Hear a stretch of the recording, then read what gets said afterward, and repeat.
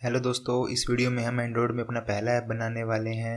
जैसा आप देख सकते हैं ये बिल्कुल सिंपल ऐप होने वाला है। तो वीडियो शुरू करते हैं। तो ये वीडियो दो सेक्शन में होने वाला है।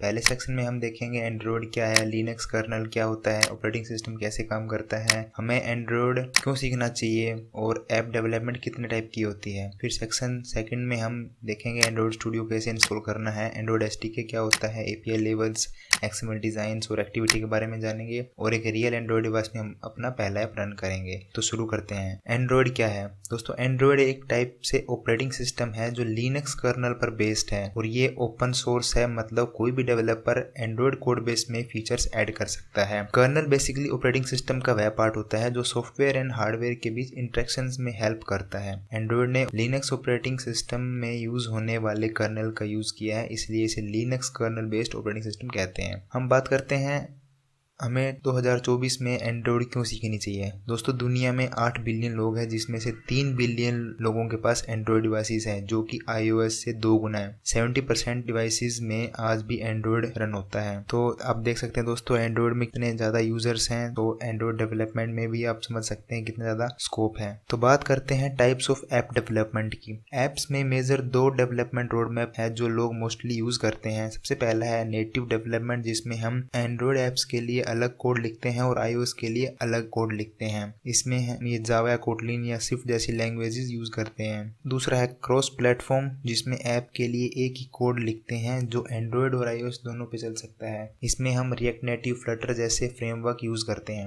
अगर आप इसके बारे में अधिक जानना चाहते हैं तो वीडियो डिस्क्रिप्शन में मैंने आर्टिकल का लिंक दिया जहाँ पे मैंने इसे डिटेल में बताया, वहां आप जाके आप पढ़ सकते हैं। अब हम आ गए हैं सेक्शन 2 में जहाँ हम एंड्रॉयड स्टूडियो को इंस्टॉल करते हैं। दोस्तों, एंड्रॉयड स्टूडियो एक इंटीग्रेटेड डेवलपमेंट इन्वायरमेंट है। वीडियो डिस्क्रिप्शन में इसका डाउनलोड लिंक दिया गया है, आप जाके इसे डाउनलोड कर सकते हैं। बट उससे पहले जान लेते हैं कि आईडीईज होते क्या हैं। दोस्तों, इंटीग्रेटेड डेवलपमेंट इन्वायरमेंट जैसा अब नाम से पता चल रहा है कि ये डेवलपमेंट का इन्वायरमेंट प्रोवाइड करवाते हैं। ये बेसिकली एक सॉफ्टवेयर टूल ही होते हैं जिसमें बहुत सारे फीचर्स इंटीग्रेटेड होते हैं, जैसे कि code editor, debugger, compiler, version control system और भी बहुत कुछ। मोस्ट फेमस है आपके एंड्रॉयड स्टूडियो एंड्रॉयड एप्स बनाने के लिए और एक्स कोड यूज होता है आपके iOS ऐप बनाने के लिए। तो चलो डाउनलोड करते हैं। इससे पहले इनकी टर्म्स एंड कंडीशन को हमेशा की तरह बिना पढ़े एक्सेप्ट कर लेते हैं और ये डाउनलोड होने लगेगा। इसे बाद में आप ओपन कर लें। Click on install it anyway, next पर क्लिक करो। यहाँ आप अपनी लोकेशन चेंज कर सकते हैं। मैंने इसे डी ड्राइव में इंस्टॉल किया है क्योंकि मेरी सी ड्राइव में स्पेस थोड़ा कम है दोस्तों, और ये बहुत ज़्यादा स्पेस कंज्यूम करता है। नेक्स्ट पर क्लिक करते रहो, ये इंस्टॉल हो जाएगा। अब फिनिश कर दो, ये ऑलमोस्ट इंस्टॉल है। हाँ दोस्तों, अगर आपने इसे पहली बार इंस्टॉल किया है तो आपको ये डायलॉग दिखाई देगा। सो पहले जानते हैं कि एंड्रॉयड एसडीके क्या होता है। फ्रेंड्स, सॉफ्टवेयर डेवलपमेंट किट जैसे नाम से पता चल रहा है, किट है जिसमें ऐप बनाने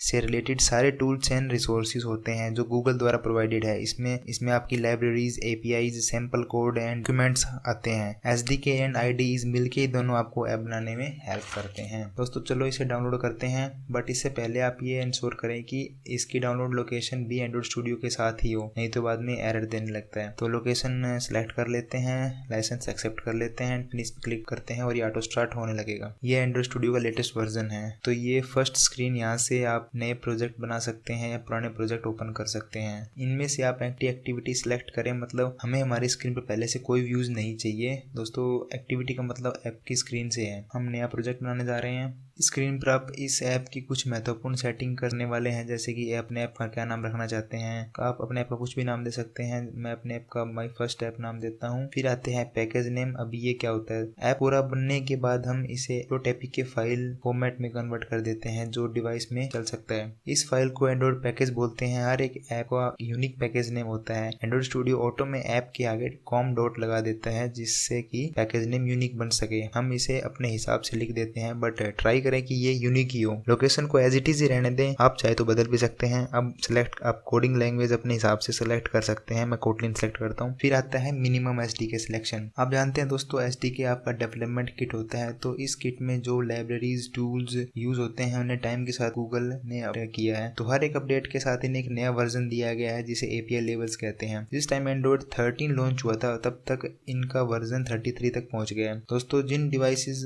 में अभी तक एंड्रॉयड के पुराने वर्जन्स हैं उनमें नए फीचर्स नहीं चलेंगे जो कि नए एसडीके में ऐड हुए हैं। यहाँ आप जो भी एपीआई लेवल सेलेक्ट करोगे आपका ऐप उससे ऊपर वाले एंड्रॉइड वर्जन्स में ही चलेगा, तो इसे डिफॉल्ट ही रहने देते हैं। जैसा कि ये कह रहा है कि आपका ऐप 96% डिवाइसेस पर चलेगा, मतलब कि बची हुई एंड्रॉइड डिवाइसेस वे हैं जिनमें एंड्रॉइड वर्जन 7 या उससे कम है, तो उनमें आपका ऐप नहीं चलने वाला है। नेक्स्ट देखते हैं बिल्ड कॉन्फ़िगरेशन लैंग्वेज। उससे पहले बात करते हैं what is Gradle build. Friends, Gradle आपकी आईडी में इनबिल्ट होता है। इसका काम है सारे ऐप के रिसोर्सेज को चेक करना और अगर सब कुछ सही है तो .apk फाइल में उसे कन्वर्ट कर देता है, अगर नहीं तो एरर शो करता है। आप इसे आईडीज का पैकेजिंग डिपार्टमेंट समझ सकते हैं जिसका काम है एक final ready packed product provide करवाना। तो एंड्रॉइड स्टूडियो के पुराने वर्जन में ग्रेडल की कॉन्फ़िगरेशन हम ग्रूवी लैंग्वेज में लिखते थे, लेकिन अब हम ये कोटलिन लैंग्वेज में करते हैं। तो इसमें से ये यही पूछ रहा है कि आप कोटलिन वाला ग्रेडल यूज करना चाहते हैं जो कि बहुत ऑप्टिमाइज है, या फिर आप ग्रूवी वाला यूज करना चाहते हैं। तो हम इसे डिफॉल्ट ही रहने देते हैं। अब आप फिनिश पर क्लिक कर सकते हैं। एंड्रॉइड ग्रेडल बिल्ड होना स्टार्ट हो जाएगा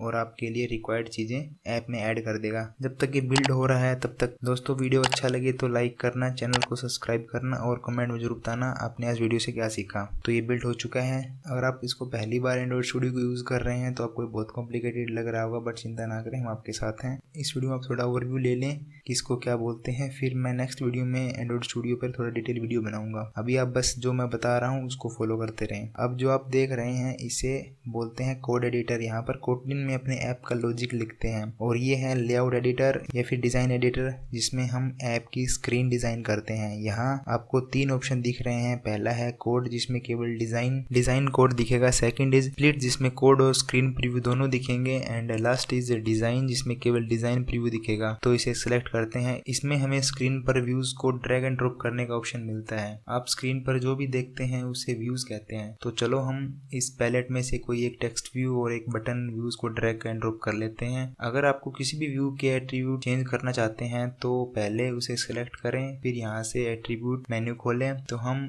बटन पर दिखने वाला टेक्स्ट बदलना चाहते हैं तो मैंने इसे माई बटन कर दिया है। जो ये आईडी है इस व्यू की यूनिक आईडी है जिससे हम इस व्यू पर कुछ लॉजिक लिखने के लिए यूज करेंगे। इसे सेम ही रहने दें। नाउ टेक्स्ट व्यू के एट्रीब्यूट बदलते हैं। मैं इसे दिस इज माई या कर देता। इस टेक्स्ट व्यू को डिलीट कर दो, कोई काम का नहीं है। हमें 2 ही, एक टेक्स्ट रखना है और एक बटन रखनी है। अब बात आती है स्क्रीन पर व्यू के अरेंजमेंट की। तो व्यू अरेंजमेंट में हम लेआउट का यूज करते हैं। बाय डिफॉल्ट हर स्क्रीन में कॉन्स्टेंट लेआउट ही आता है जिसके जरिए हम अपने व्यूज को इस स्प्रिंग से बांध कर रखते हैं ताकि वो अपनी पोजीशन पर ही रहे। तो मैं इन दोनों को इस टाइप से एडजस्ट कर देता हूँ। टेंशन आ रहे दोस्तों, पहली बार ये ज्यादा समझ में नहीं आएगा, आप टाइम के साथ धीरे धीरे आप सब समझ जाएंगे। अब डिजाइन प्रीव्यू से हम स्प्लिट पर आते हैं और इन व्यू की कुछ एट्रीब्यूट या चाहे प्रॉपर्टी कह लो, इनको हम कोड्स में देखते हैं। एंड्रॉइड में डिजाइन के लिए हम XML लैंग्वेज का यूज करते हैं। इसके बारे में आप और ज्यादा मेरे आर्टिकल पर पढ़ सकते हैं। ये आपका कॉन्स्टेंट लेआउट है जिसमें हमने व्यू को प्लेस किया है। आप कोड करके भी इन व्यूज के एट्रीब्यूट चेंज कर सकते हैं। जैसे इस टेक्स्ट व्यू को कलर चेंज कर सकते हैं। मैंने इसका कलर रेड कर दिया है। इस टेक्स्ट का साइज भी थोड़ा बढ़ा सकते हैं। दोस्तों यहाँ 25 के बाद जो DP लिखा है इसका मतलब है डेंसिटी इंडिपेंडेंट पिक्सल। ये एंड्रॉइड में साइज मेजरमेंट यूनिट है। डिजाइन में इतना बहुत है। अब हम कोडिंग पार्ट में आते हैं। थोड़ा जूम कर लेते हैं ताकि आपको अच्छे से दिखे।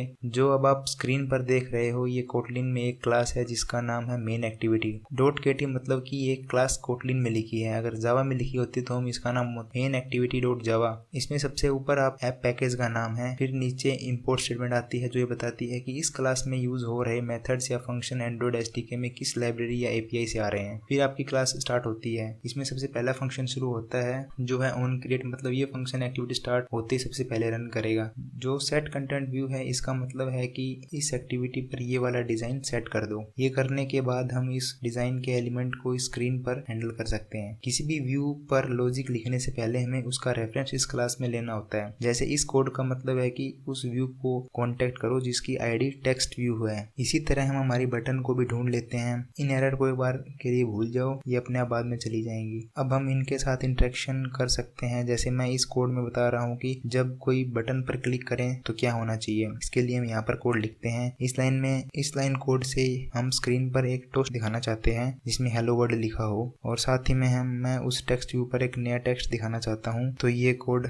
लिख देते हैं। ऐप को सिंपल रखने के लिए हम इतना ही कोड लिखते हैं। अब आप ऐप को रन कर सकते हैं। इसके लिए आप यहाँ पर क्लिक करें, बट ऐप को रन करने के लिए आपको एक डिवाइस चाहिए होगा। आपके पास ऐप रन करने के 2 ऑप्शन है। पहला एंड्रॉइड एमुलेटर जो बिल्कुल एंड्रॉइड डिवाइस की तरह होता है, बट वो वर्चुअल होता है जो केवल एंड्रॉइड स्टूडियो में ही चलता है। आप यहाँ से उसे इंस्टॉल कर सकते हैं। कोई भी डिवाइस सिलेक्ट करें, आपका SDK डाउनलोड करें और नेक्स्ट नेक्स्ट करते रहें, wait for some time and finish it. अब यहाँ आपके पास एक डिवाइस का ऑप्शन आ रहा है, अब आप इसे रन कर सकते हैं, बट मैं इसे मेरी रियल एंड्रॉइड डिवाइस पर रन करना चाहता हूँ, क्योंकि एमुलेटर की दो मेजर प्रॉब्लम्स है। एक तो ये बहुत ज़्यादा स्पेस कंज्यूम करता है और दूसरा ये बहुत स्लो चलता है। दूसरे ऑप्शन के लिए आपको अपने डिवाइस में डेवलपर ऑप्शन ऑन करना होगा एंड उसमें USB डिबगिंग ऑन करनी होगी। इसके लिए आपको स्टेप स्क्रीन पर दिखाए जा रहे हैं।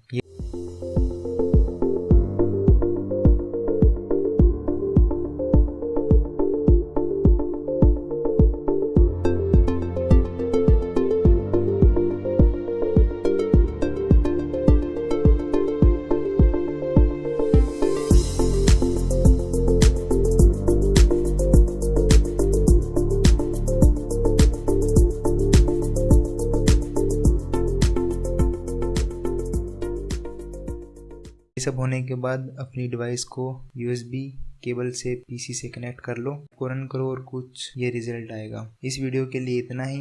इस वीडियो पर मैंने फुल आर्टिकल लिखा है जिसे जाकर पढ़ सकते हैं, लिंक डिस्क्रिप्शन में है। Please like video, subscribe channel. Thanks for watching.